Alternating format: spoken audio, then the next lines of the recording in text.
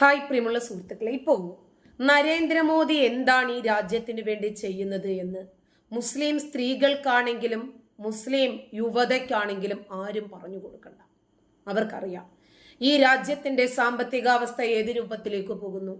ഈ രാജ്യത്തിന്റെ മാനവികതയും വളർച്ചയും പുരോഗതിയും ആരുടെ കരങ്ങളിലാണ് സുരക്ഷിതമായിരിക്കുന്നത് എന്ന് നമുക്കറിയാം.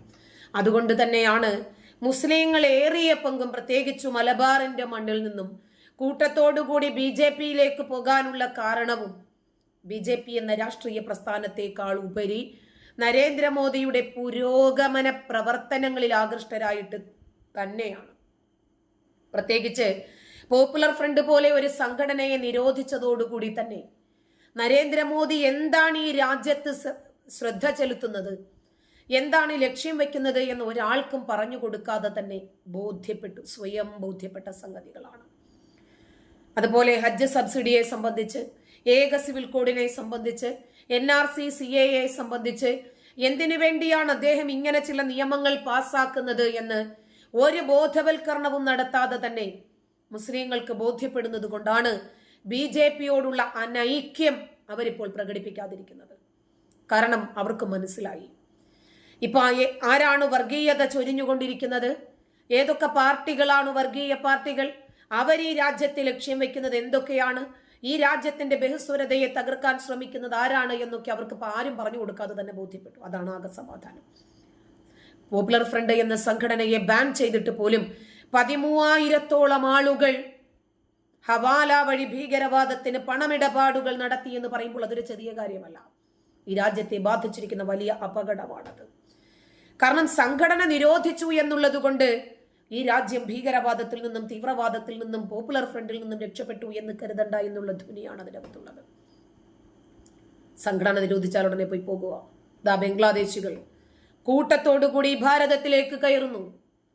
തമിഴ്നാട്ടിൽ നിന്നും മഹാരാഷ്ട്രയിൽ നിന്നും ഡൽഹിയിൽ നിന്നുമൊക്കെ പിടിക്കപ്പെടുന്ന ആളുകൾ എത്രയാ കൂട്ടത്തോടെ, കുടുംബത്തോടെ, വ്യാജരേഖകളോടെ.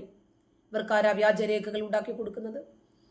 ബംഗാളികളാണ് എന്ന വ്യാജേന കേരളത്തിലേക്ക് വന്നിറങ്ങുന്ന ലക്ഷക്കണക്കിന് ആളുകളെ അവർക്ക് വ്യാജരേഖകൾ ഉണ്ടാക്കി കൊടുക്കാൻ പാസ്പോർട്ട് വേണോ, ആധാർ വേണോ, വോട്ടർ ID വേണോ, റേഷൻ കാർഡ് വേണോ, എല്ലാം സുലഭമായി ഉണ്ടാക്കി കൊടുത്ത് വീടുകളിൽ താമസിപ്പിക്കാൻ ഇവിടെ ആളുണ്ട്. അവരുടെ രാജ്യത്ത് അവരെന്തൊക്കെ ഭീകരവാദ പ്രവർത്തനങ്ങൾ, ക്രിമിനൽ കുറ്റങ്ങളൊക്കെ ചെയ്തിട്ടാണ് ചേക്കേറിയിരിക്കുന്നത് എന്ന് ആർക്കറിയാം? ഒരു മുസ്ലിം സ്ത്രീ എന്താണ് നരേന്ദ്രമോദിയെ കുറിച്ച് പറയുന്നത് എന്നൊന്ന് കേട്ടു നോക്കാം. ഒരു കാര്യം, ഞാൻ ഇന്നലെയായിട്ട് നമ്മുടെ നാട്ടിലെ ചർച്ചകളോടൊപ്പം ഇംഗ്ലീഷ് ചാനൽ ഇരുന്നിരുന്നു. അവിടെയും ബാക്കി റെപ്രസെന്റേറ്റീവ് ആയിട്ട് വന്ന അൻഡുമാൻ മസ്ജിദ്, അവിടുത്തെ SM യാസീൻ എന്ന വ്യക്തി, അദ്ദേഹം ഒരു മുസ്ലിം പണ്ഡിതൻ തന്നെയാണ്. UP സുന്നി സെൻട്രൽ വഖഫ് ബോർഡിനോടക്കം അദ്ദേഹം കോൺടാക്ട് നടത്തുകയും അദ്ദേഹം എന്നിട്ട് അതിശക്തമായി പറയുകയും, പുള്ളിയുടെ വരികൾ ഇങ്ങനെയാണ്: ചില സെൽഫ് പ്രൊക്ലെയിംഡ് ആയിട്ടുള്ള മൗലവിമാരും ക്ലറിക്കുമാരും വന്ന് ഈ പ്രയാഗ്രാജിലെ ലാൻഡ് അവരുടെയാണെന്ന് പറയുന്നുണ്ട്. എന്നിട്ട് അടുത്ത വരി പ്രസക്തമാണ്: ആയിരക്കണക്കിന് വർഷമായി മഹാകുംഭം ആചരിച്ചുകൊണ്ടിരിക്കുന്ന ഈ സ്ഥലങ്ങൾ വഖഫിന്റെ ആണെന്ന് പറയുന്നത് ചീപ്പ് പബ്ലിസിറ്റി സ്റ്റണ്ടാണ്. അത് വഖഫ് ബോർഡിന് അങ്ങനെ യാതൊരു കാര്യവുമില്ല. ഇത്തരക്കാരെ നിങ്ങൾ യാതൊരു കാരണവശാലും പ്രൊമോട്ട് ചെയ്യരുതെന്ന് അവിടുത്തെ ഒരു പ്രമുഖ ഇസ്ലാമിക പണ്ഡിതൻ തന്നെ ഒന്ന് തെളി പറഞ്ഞത് നമ്മൾ പ്രോത്സാഹിപ്പിക്കേണ്ടതാണ്, അല്ലെങ്കിൽ നമ്മൾ ഹൈലൈറ്റ് ചെയ്യേണ്ടതാണ്. അതായത് മനഃപൂർവ്വം ഉണ്ടാക്കുകയാണ്, പബ്ലിസിറ്റി സ്റ്റണ്ടാണ്. അവിടുത്തെ അറിയപ്പെടുന്ന ഒരു മസ്ജിദിന്റെ വ്യക്തി ഇൻഫോർമേഷൻ ആയിട്ട് തന്നെ എടുക്കും. നാഷണൽ മീഡിയയിലൊക്കെ അദ്ദേഹത്തിന്റെ വാക്കുകൾ ഹൈലൈറ്റ് ചെയ്യും. അപ്പൊ നമ്മുടെ ഇടയിൽ പ്രശ്നം ഉണ്ടാക്കാൻ ചില ആൾക്കാർ വരും. കേരളത്തിലെ മാധ്യമങ്ങളിൽ ഈ വിഷയം പോലും ചർച്ച ചെയ്യുന്നില്ലല്ലോ. അവിടെ പണി പോകണവരൊക്കെ കളിയാക്കും.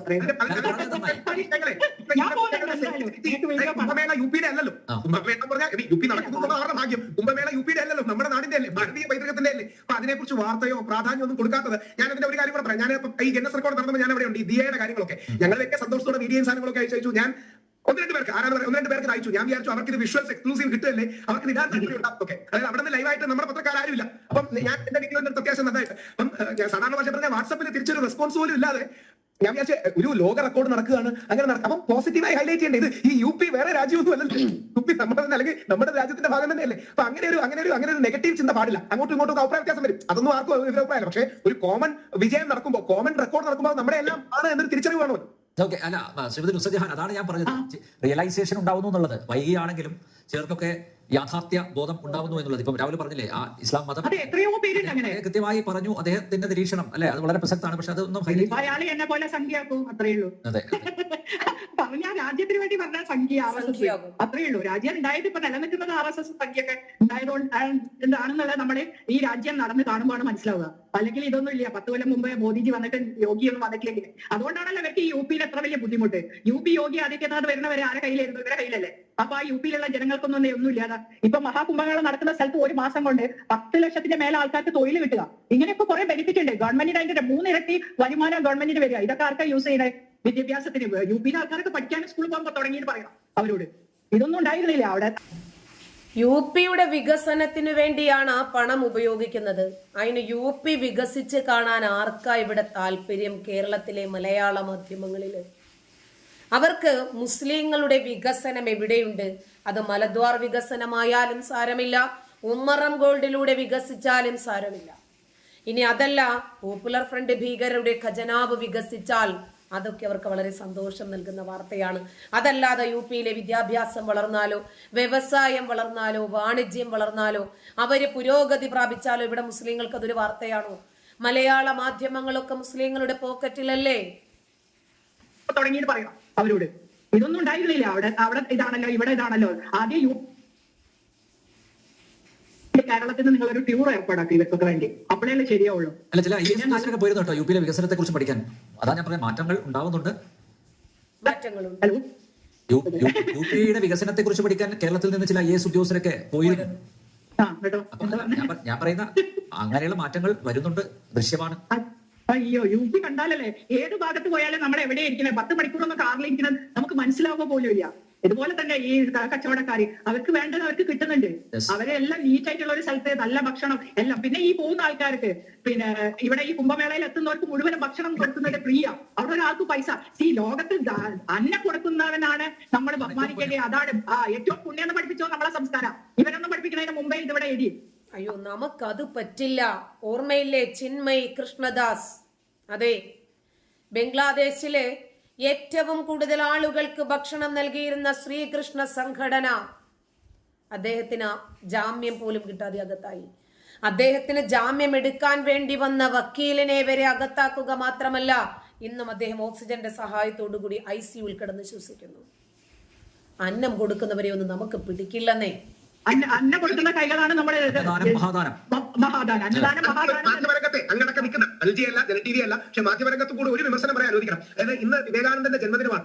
ജനTV-യിൽ അടക്കം കൊടുത്തിട്ടുണ്ട്. ബാക്കി നമ്മുടെ ഒരു പ്രമുഖ മാധ്യമങ്ങളുടെയും വെബ്സൈറ്റിൽ പോലും ഒരുപാട് പേര് ആഘോഷിച്ചല്ലോ. അതൊരു വാർത്തയായി പോലും കൊടുത്തില്ല. അതായത് UP എന്ന് പറഞ്ഞാൽ ചില ആൾക്കാർ പറയുന്നത് രാഷ്ട്രീയമുണ്ട്. ഇപ്പം കോൺഗ്രസ് BJP ഒക്കെ ഉണ്ട്. വിവേകാനന്ദ സ്വാമി എല്ലാവർക്കും സ്വീകാരണമാണല്ലോ. ഇടതിനോ വലതിനോ കോൺഗ്രസ് CPM ഭേദമില്ലല്ലോ. അത് കാര്യം എല്ലാവരും അക്സെപ്റ്റ് ചെയ്യുന്ന കുറച്ച് ആൾക്കാർ ഒരാളാണ് വിവേകാനന്ദ സ്വാമി. വിവേകാനന്ദ സ്വാമിയുടെ ജന്മദിനം ഇന്നായിട്ട് ഇത്രയും പ്രാധാന്യമുള്ള വ്യക്തിയായിട്ട്, നമ്മുടെ ജാതീയത അടക്കം അതിജീവിക്കാൻ നമ്മളെ സഹായിച്ച ഒരു വ്യക്തിയായിട്ട്, ഏറ്റവും വലിയ മതസമന്വയവാദിയായിട്ട്, സൗഹാർദ്ദവാദിയായിട്ട് പ്രമുഖമായ ഒരുപാട് എല്ലാ വെബ്സൈറ്റും എടുത്തു നോക്കി. എവിടെങ്കിലും ഒരു വിവേകാനന്ദ ജയന്തി ആഘോഷിച്ചു? അത് വരൂല. കാരണം മോദി അവിടെ പോയി ധ്യാനം ഇരുന്നോട് കൂടി വിവേകാനന്ദ സ്വാമി RSS ആയില്ലേ? ഇങ്ങനെ രാജ്യത്തിനു വേണ്ടി സംസാരിക്കുകയോ മതേതരത്വത്തിന്റെ നിലപാടിൽ ഉറച്ചു നിൽക്കുകയോ ചെയ്താൽ ഉടനെ അവരെ പിടിച്ച് സംഖ്യയാക്കുകയും കമ്മിയാക്കുകയും തുടങ്ങിയ ഒരുപാട് ചാപ്പയടികൾ നമ്മുടെ നാട്ടിൽ സുലഭം നടക്കും. പക്ഷേ അതിനെ സംബന്ധിച്ചിട്ട് ആരെങ്കിലും വിമർശിക്കാൻ തയ്യാറാകുമോ? ഇല്ല. RSS ആക്കാനും, RSSന്റെ ഇൻഫ്ലുവൻസർ ആക്കാനും, BJP അനുഭാവിയാക്കാനും, നരേന്ദ്രമോദിയെ കൊണ്ട് കെട്ടിക്കണോ, യോഗിയെ കൊണ്ട് കെട്ടിക്കണോ, ഇനി അവരുടെ കൂടെ എന്തു വേണമെങ്കിലും പറയാൻ ലൈസൻസ് ഇല്ലാത്ത നാവും കേൾക്കാൻ കുറെ ഓഡിയൻസും ഉണ്ടെങ്കിൽ എന്തും ആർക്കും ആർക്കെതിരെയും പറയാം. പക്ഷെ ഒരു കാര്യമുണ്ട്, ഇതൊക്കെ നമുക്കെതിരെ തിരിച്ചു വരുന്ന ഒരു ദിവസം വരും. നമ്മൾ ഒരാളെ ഏത് രൂപത്തിലാണോ അപമാനിക്കുന്നത് അതിനേക്കാൾ 10 മടങ്ങിലേറെ നമ്മൾ മറ്റൊരാളാൽ അപമാനിക്കപ്പെടും. ഇതൊരു പ്രകൃതി സത്യമാണ്. നന്ദി.